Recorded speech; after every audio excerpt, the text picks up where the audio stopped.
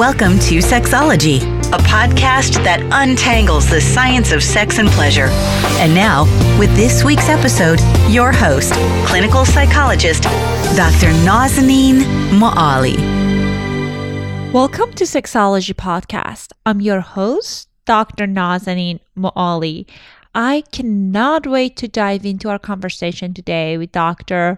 Piper Grant. We're going to talk about healing for women after sexual betrayal. I'm excited about the topic, but I'm also excited to have this conversation with my friend Piper. I know her throughout my graduate program.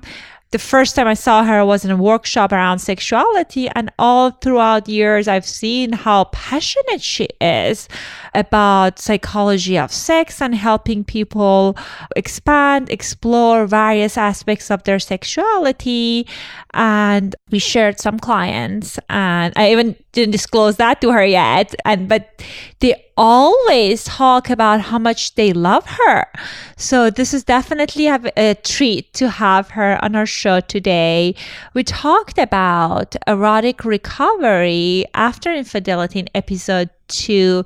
So if you haven't listened to that one, please go ahead and check that out. We're going to go deeper in this topic, and we're going to focus on women, not because men are not suffering through infidelity and they're not experiencing sexual betrayal.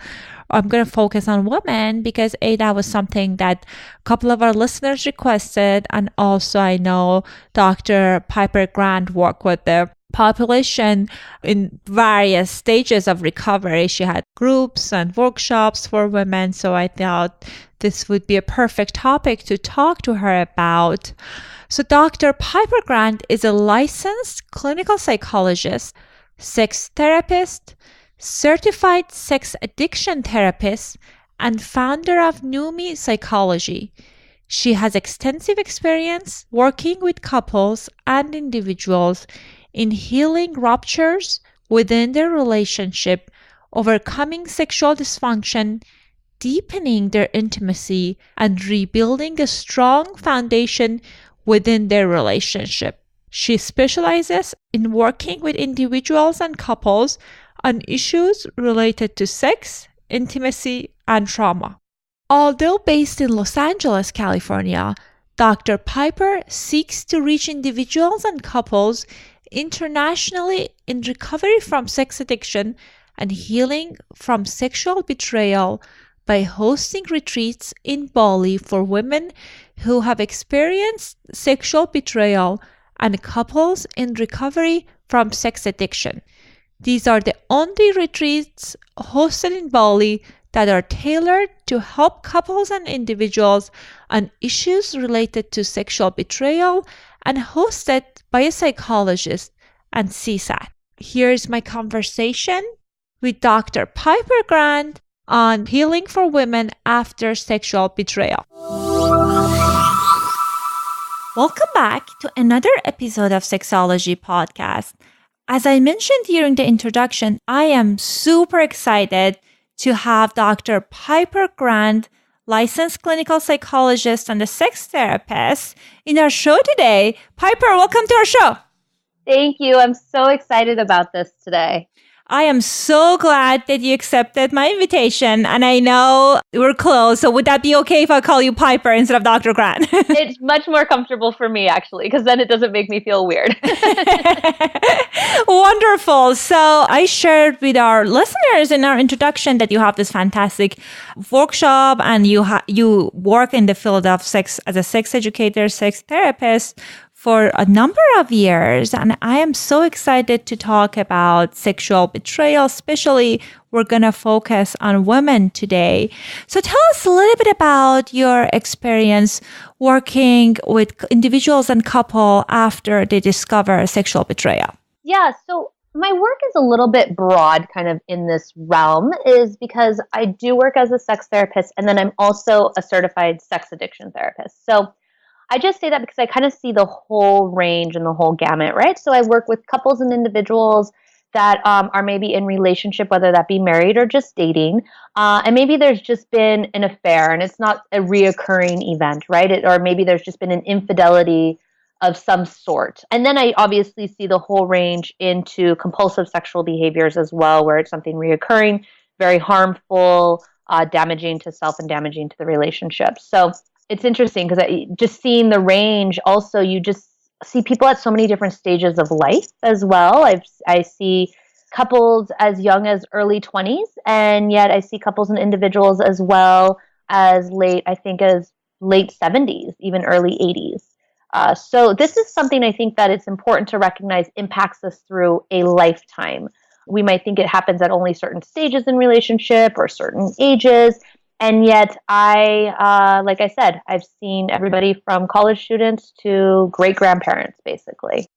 That is so awesome. And I'd love to hear about your breadth of the experience, because I don't hear many psychologists and therapists who have the both background in sexual addiction and also sex therapy. And having those two different background, it's very helpful. So I can imagine that as you mentioned, you've seen number of different challenges around betrayal and presentations. So what are some of the common emotion that you see women might experience after they discover the sexual betrayal? Yeah, so this is a really interesting thing too. And I'm going to kind of put this as like a little bit of a caveat even before we go further into the conversation, is that anything that we talk about, I'm probably going to be giving like a generalization. But the really interesting thing about sexual betrayal, and we could actually apply this to so many different things in our life, but the interesting thing about betrayal in general is that it can trigger different emotions in people. And that can be based on whether it be past events, it can be based on something from childhood, it could be based on thoughts, values, and belief systems. And so everybody responds to, I'm going to say, betrayal and then sexual betrayal so differently. And also, even when you see people that maybe have experienced multiple betrayals, they might talk about how they responded differently based on the betrayals. So for instance, I've had multiple clients that maybe have experienced different sexual betrayals. And they might say something along the lines of, when this happened to me the first time with this partner, I left the relationship immediately. I was done. I was so angry. And yet now they're maybe in a different relationship and they've experienced sexual betrayal and they find themselves wanting to stay in the relationship, work on it. Maybe they're not as angry, but they have like sadness. So I just bring that up because I also want to highlight for listeners that even though I'm talking about things generally, they might have experiences where they say, whoa, that's just totally not my experience. And that's very true, because it ranges for everybody. But some of the common emotions that we might see in women, it starts with disbelief or shock, right? So it's this feeling of, I didn't even see this coming. I could have never imagined this happening to me, or I could have never imagined that person doing that to me. And which is interesting because it also highlights that people might hold stereotypes or notions of quote unquote, who is a cheater, right? Or who is somebody that's going to betray you. And so often you might be like, I never imagined, or you might hear like, I never imagined that person doing that to me. And that could be based on their ideas or held notions of who that person, quote unquote, might be, or, something that person said to them. So you see shock and disbelief is very common in the beginning. And then you can move into stages such as like anger. And that's where it can be a little amount of anger all the way to rage, possibly. And you need to really be conscious of that. Like, where is the anger being directed? So the anger can be outwards. It could be towards the partner that betrayed them.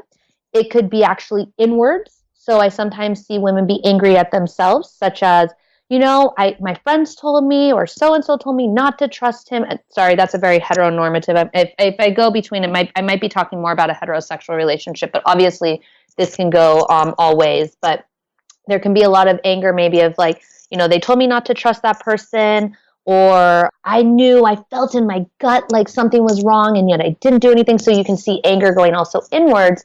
And it can also go outwards towards the person, the affair partner, if I can put it like that. So the person that their significant other cheated on them with. And anger, again, can be wanting to hurt somebody, violence or like hurt objects, like people wanting to slash tires or smash things. Or it could really just be an anger where you're just seething. Other emotions that I see sometimes is obviously sadness and a lot of tearfulness. And that can, again, have a range. You can have sadness all the way into depression.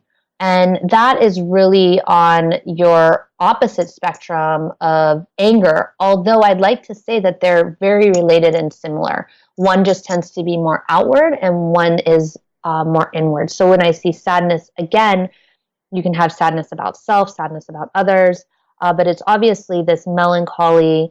It's a ongoing, just, that heaviness. And I think we all can relate to sadness, what sadness feels like.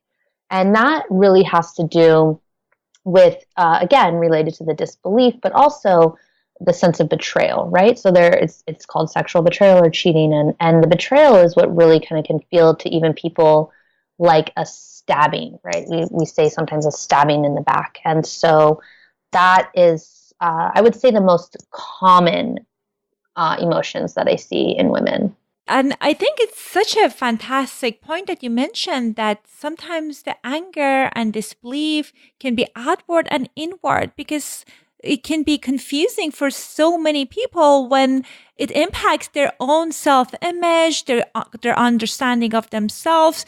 Do you see that when women kind of experience and discover sexual betrayal, does it impact their self-image and their sexuality? Definitely. But you said something, and I want to get to that, but you said something actually that made me think about like the outwards versus the inwards. Can I say something on that? I would love that. Yeah, sure. Okay. So you made me think about something, how it varies for people versus the outward and inwards. And I think that's important because especially women, they tend to reach out a lot more than maybe men. And so they might be more open with their friends or support systems about having been cheated on. And something that I see is like, let's say a woman is feeling more inwards, right? So she's feeling more sad. She might be angry at herself. She might be sitting with friends who are saying, you need to be mad at him. Like, why aren't you mad at him? You should, And I want to highlight that because you just made me think about that, of like how also we can shame each other or feel shame when we're in that position because we might not have the same experiences of emotions that maybe other people are having, right? Or it could be the opposite of people, you might be super outward, maybe you've been betrayed and you're super outwards and super angry, and people are saying, like, you need to look at yourself, like you should be, that I told you, you shouldn't trust him. And I don't know, when you said that, it just made me want to highlight that respect for each person has their different processes. And it's true, like somebody might be outwards and somebody might be inwards. And so thank you. I just wanted to comment on that. No, and I think, that's very accurate because people somehow have this image that there is a right way of grieving or right way of doing, like expressing some kind of emotions. And there's nothing there's no right way. And it's just a matter of what works for the person. Totally. And so I know you asked me about the self-image and so how it might impact their self-image. One of the things that I tend to see a lot, and this is more, again, I'm seeing clients in therapy, so they're a little bit more vulnerable and a little bit more honest, is I see a decrease in self-confidence. I see this impairment in self-image. And that can often be because there's this idea that maybe I was cheated on because I wasn't X, whether that be beautiful enough, good enough, sexual enough, fun enough, whatever that, blank is. So you definitely see an impairment or an impact on self-image, self-confidence, feelings of trust in self as well. That's really interesting. And I think something as women, we have this innate gut instinct, I want to say. We have this beautiful gift, I think, of having gut instinct. And what I believe that sexual betrayal sometimes takes away from women, not all the time again, but sometimes what it takes away from women is this lack and trust of self and lack of trust in that gut instinct. Because I will often see women say to me, I had a feeling and I just didn't trust it, or I knew something was off and I kind of put it on the back burner. And when they discover that there's been some type of betrayal, sexual betrayal, it's like, man, I didn't trust myself. And so not only has there been a break in trust with their partner, but there's almost been a breach in trust with self. And so that's also something that then impacts their sense of reality, their sense of who they are. And again, that then also impacts sense of confidence and their self-image. So it's this kind of big cluster ball of feelings and then ramifications of those feelings, I think. And what a beautiful concept you mentioned of trusting your intuition. And I feel sometimes because of all the different kind of messages we got in the society and then all the doubt, it's so hard to get in touch with that feminine, intuitive part of ourselves. So do you have any recommendation on how people can cultivate that and kind of give a voice to that? Well, I would say that us women need to even work on that, whether you've had sexual betrayal or not, right? Because like you're saying, there's just something, it's a passion inside of us women. And I want to say for the male listeners too, they also have gifts of this as well. And I think men need to access it in different ways than maybe women need to access it. But like for women, it really comes back to starting to rebuild relationship with yourself. And betrayal of trust with self can come not only from sexual betrayal, but it can come in so many different ways. It can come in all the negative messaging that we say to ourselves.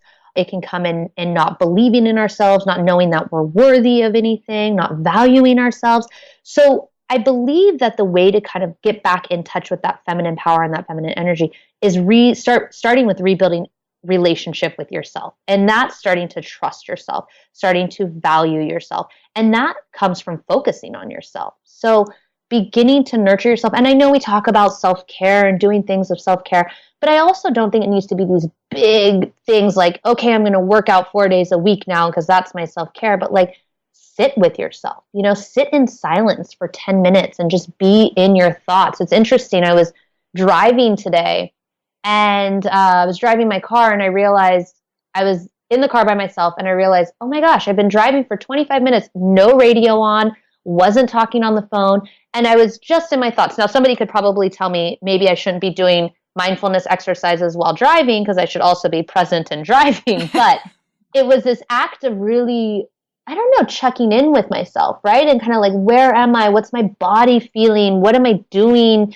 in my life? And I think those are little exercises that we can start to do throughout the day to re-engage with self. And then also the next kind of another piece, not the next piece, but another piece is I'm going to say, touch yourself and hold yourself. And by that, I mean it in a very sensitive way. So I often ask women, like, what does your skin feel like? Do you know what your skin feels like? Like when you get in the shower and you're washing your body, are you aware of what the soap feels like on your body, what the water feels like as it drips over your body, as it goes down your body, as it goes in the different parts and the crevices of your body? And those are just little tiny things. I mean, you have to take a shower, and I hope you're taking a shower and you're bathing at some point in your life. And so while you're doing that, just take practices to step into yourself and really recognize and build relationship with yourself. And from there, if you're building self-love with yourself and appreciation of yourself, you begin to value yourself. You begin to know that you are worthy of love and appreciation and all of these things. So it might be a little bit of a transgression that we just like went down a little tangential. No, but I think, that was very important. And that's important for people to kind of see. I think the mindfulness piece is very important because sometimes it's just like we're constantly checked out. And if we're not tuning in with our emotions, even the grieving process can be challenging because people say, oh, I was okay. And they kind of get stuck in the state of disbelief and shock and they might not move forward. Definitely. And that does happen. I mean, like you're saying, and I'm sure you see it too, like you can get stuck. And I think even like you're saying, you can get stuck in the different stages. You can get stuck in the shock and disbelief. You can get stuck in the anger. And it is very tied to the grieving process as well, the grieving steps. You can get stuck in the sadness or the depression stage. And you're right, we need to move through those stages in order to be able to continue forward. One thing that I often see in women is that they kind of express and experience some libido change following the discovery of the betrayal. And sometimes their libido increases. So what is a pattern that you're seeing? I am so happy that you actually brought that up because I I see it both ways. And again, for women that experience an increased libido, my experience is that I feel like they have a lot more shame or confusion about it. So I'm so happy that you brought up the increased libido, because I think we often want to think maybe, sexual betrayal, decrease in libido, right? Sexual betrayal, like you don't want to be near that person. You're angry at that person. Get away from me, whatever. Break in trust, right? Because as women too, when we look at women's sexuality, trust and psychological safety, and I don't mean you have to be in a committed relationship for this, but just like maybe trusting your partner, whomever, even if it's a one-night stand, or just having a sense of safety around the sexual experience is very important to being sexual. And so we think when there's sexual betrayal, there's a loss of trust, so therefore there should be a decrease in sexual desire. Not always true though, because libido is really interesting. Our drive for sex, our desire for sex, actually, I want to say our desire for sex and having sex in a relationship can bring a sense of security and intimacy between partners. And so when there's been a betrayal, the body and the mind might be like, well, how do I come back to a sense of security? How do I come back to a sense of feeling like this is my relationship, a safe relationship? Well, I have sex, and then I temporarily feel like my relationship is secure. I've got intimacy. There's obviously a release of oxytocin, which is our cuddling hormone and our bonding hormone. And so definitely, I see that too. I see the increase in libido. I see some women that are like, we have never had this much sex ever in our relationship, or it's like, we haven't had this much sex in years together. And it's confusing though, right? Because you're like, but I'm mad at this person. And yet when we're in bed together, I want to have sex with them. Really though, what we try and unpack that and understand it as, again, it's just seeking safety in the relationship. And that's okay. There's no problem with that, right? So long as they're a willing participant. I want to put that caveat, unless there's a using of sex, like I'm going to use sex to keep them in the relationship, or I'm going to use sex to keep them attached to me. But I'm not necessarily talking about that. I'm actually just talking about the woman herself feeling an increase in libido and desire to have sex. And that can really bring a sense of, safety and just, I want to say like a settling. There can be a brief moment where it's like, okay, like we're back to being together. So definitely not uncommon.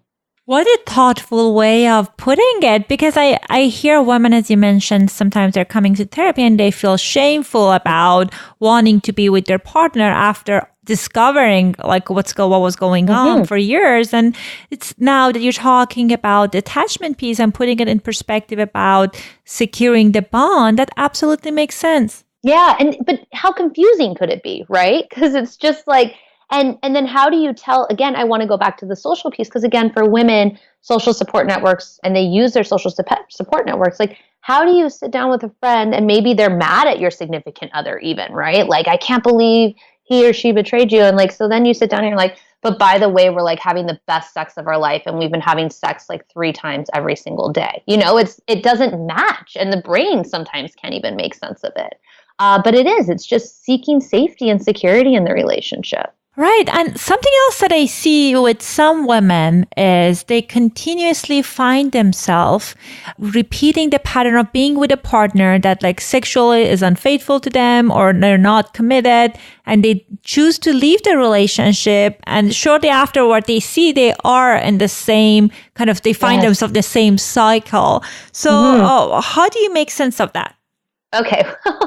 and I chuckle because it's true, right? Like there's this, sometimes you hear like, why do I keep attracting the same person? And I say that even amongst, my girlfriends, I hear it like, why do I keep attracting the same person? How I am in the same situation again and again and again.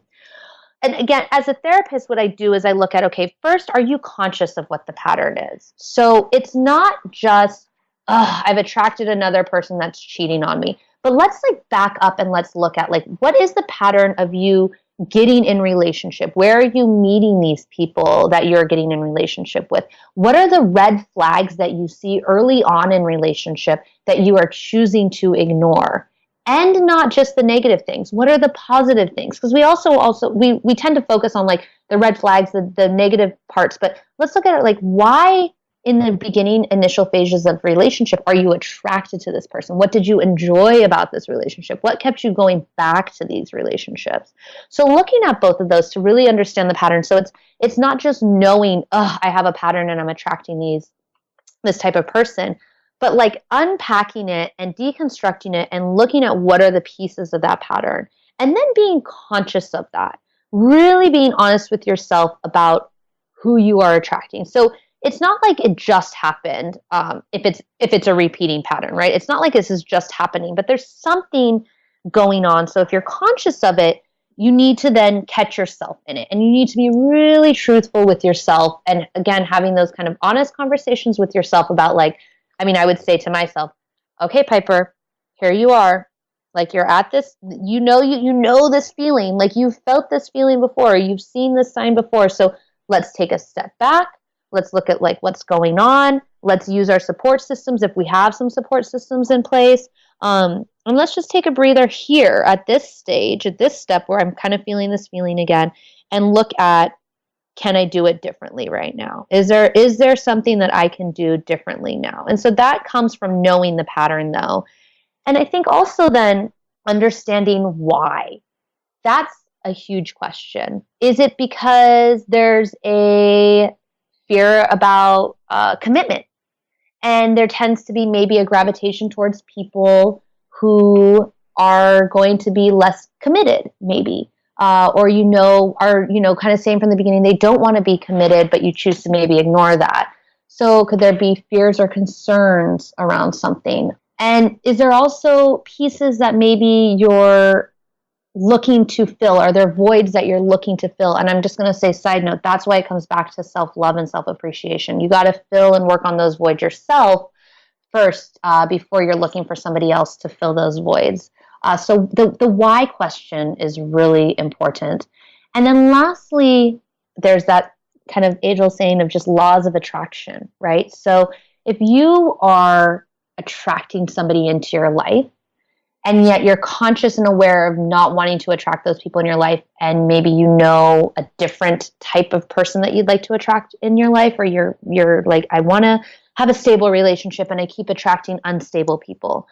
You got to turn the mirror back and look at yourself and really think, am I stable though in my life right now?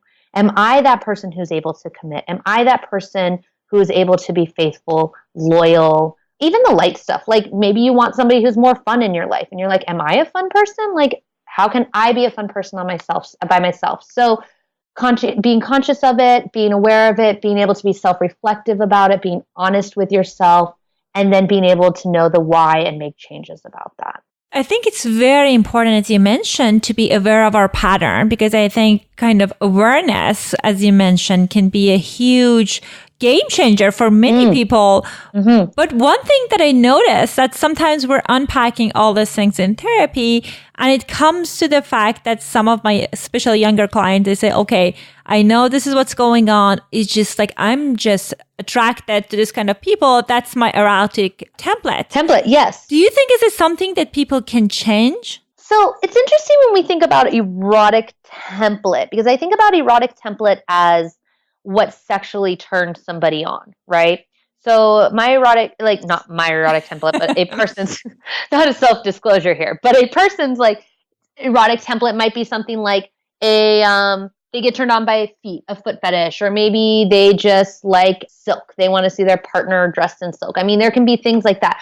When I think about attraction to characteristics of a person, I do believe that can change, because think about how we mature over a lifetime, and how I'm happy to self-disclose, people I was attracted to when I was 18 is very different than somebody I was attracted to when I was in my late 20s, right? Because I have matured over time.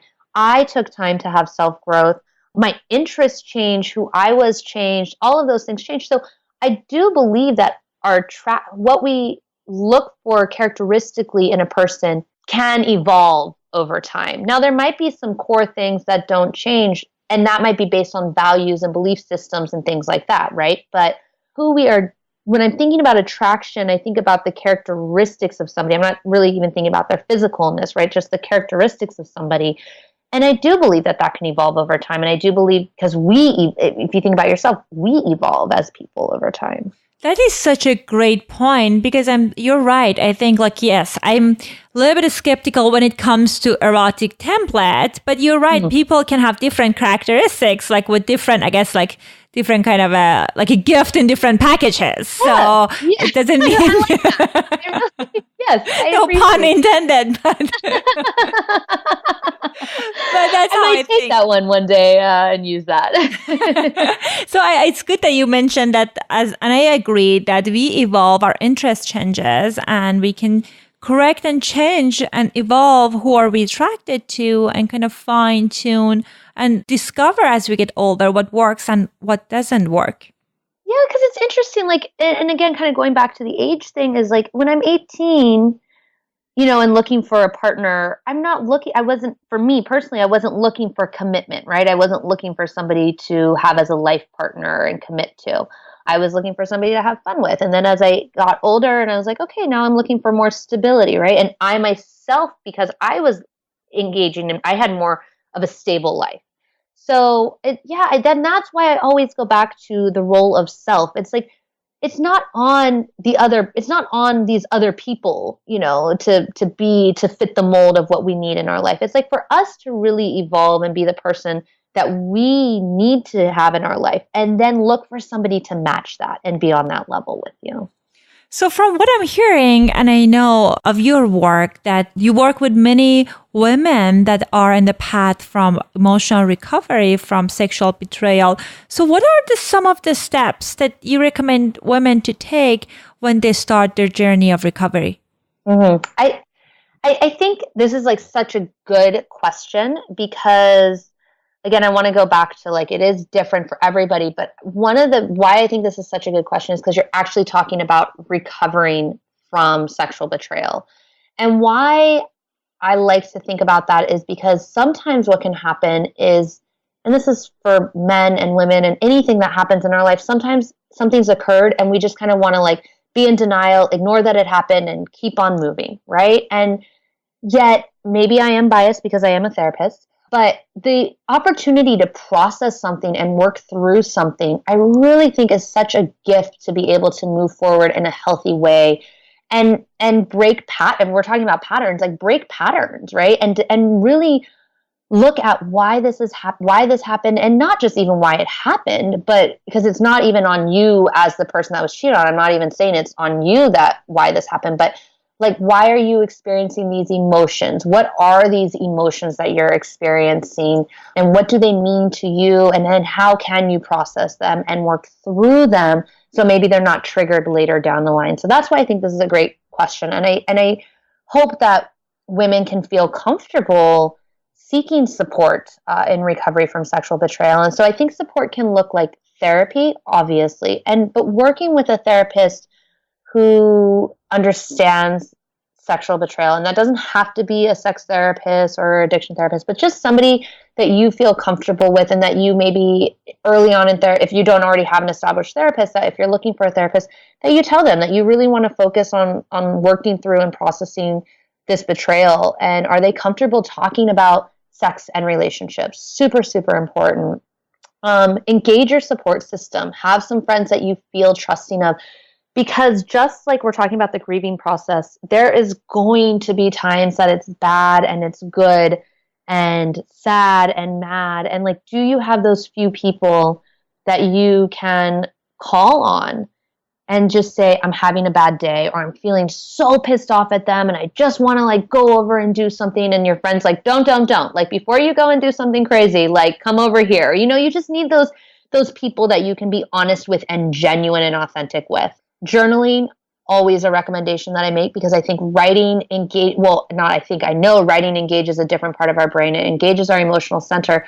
But I think what it does is it allows us to process in a way that and access our emotions in a different way than when we have to verbally comprehend something and verbally articulate something. So writing can be so important. A little side note, what I sometimes recommend to people is write with your non-dominant hand, because it just engages your brain in a different way, and you don't need to make sense of it. You don't need to understand, make sense of what you're writing. Just play with it a little bit and And journaling can be a really powerful tool because we also can go back and read it and you realize how far you've come. And I think that's a key piece as well, because sometimes when you and I were talking earlier about getting stuck, right? And you're like, am I still so angry with them, or I'm still so sad or whatever? If you've written things down, you're able to go back and read them unfiltered and able to see like, wow, I've moved past that. Or like, okay, you know what? That was like so bothersome to me then, but now it's not bothersome to me as much anymore, as frequently anymore. So that gives us a nice check and balance with ourselves, which is, I think, really good. When we talk about breaking patterns and then moving forward, make a plan for yourself. So if you're on the end that you're like, I want to break this pattern. So again, we're talking about different people. Maybe there's somebody who's been cheated on and this is not a pattern for them. Their recovery is going to look very different than somebody who, as you said, like repeatedly are finding themselves attracted to the same type of individual and experiencing sexual betrayal. So this part where I'm talking about right now is for that person that maybe is in the same pattern and they want to kind of move forward. Make a plan for yourself. Like, how are you going to make changes? And what are you going to do for yourself? So that's really important, because then you're taking ownership. You're taking responsibility. Like, this is something I don't want to occur again. This is how I'm going to take steps to make it different. This is my plan to make it different.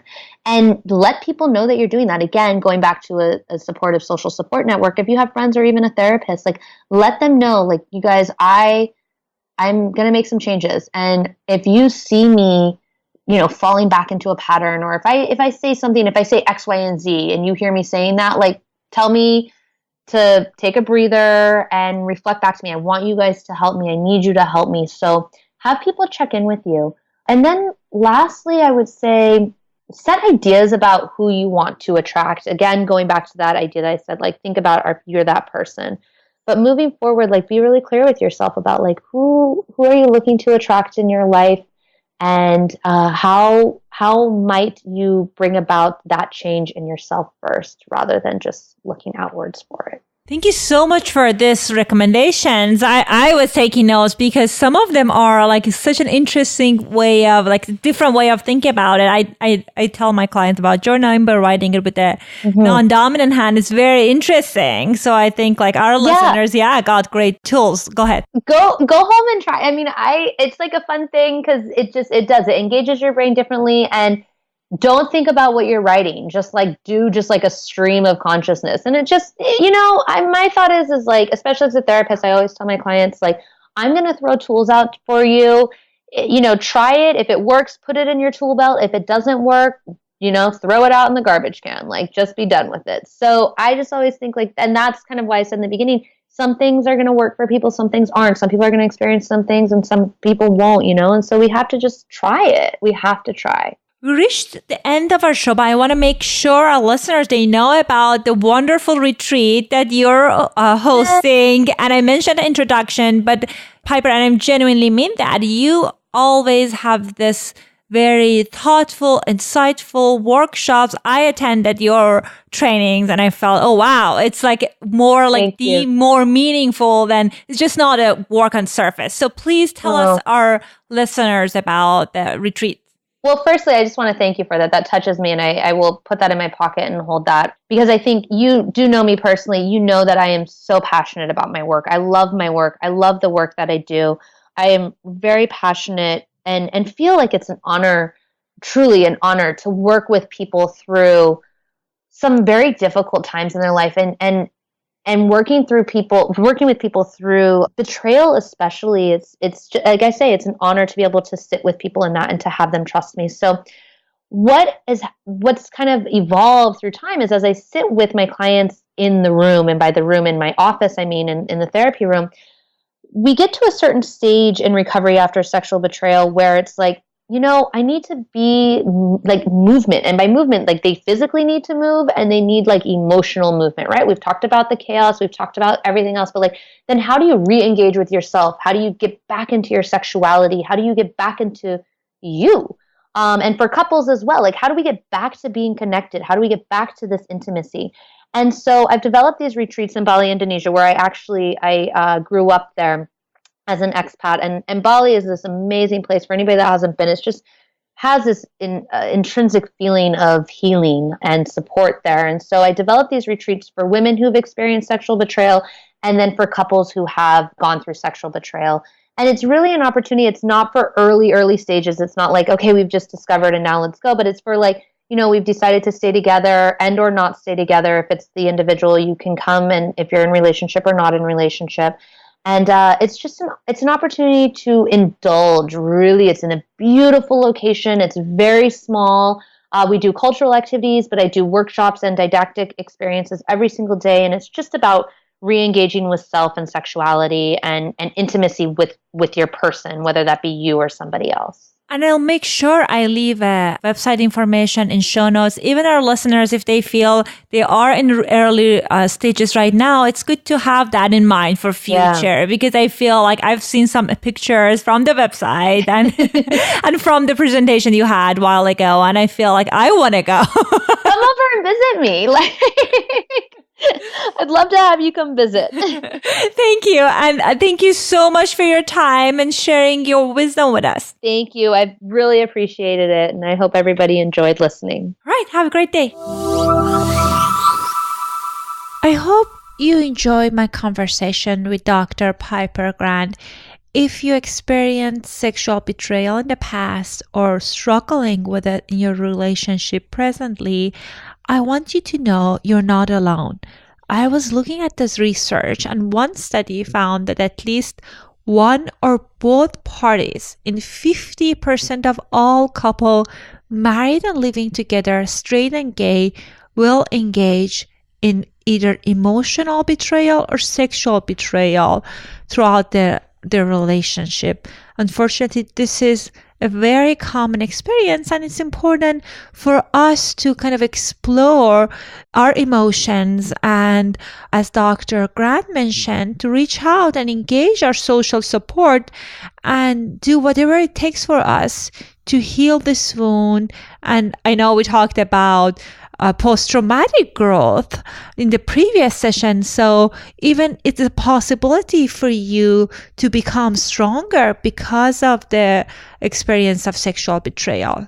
At the end, I wanted to say, if you like this show, please show us some love by leaving an honest review in iTunes and Stitcher. I would love to hear your feedback, and I'll talk to you next week.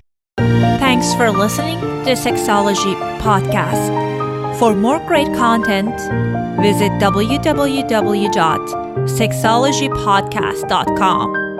Please be advised that information presented on this podcast is not a substitute for seeking help from a licensed mental health provider.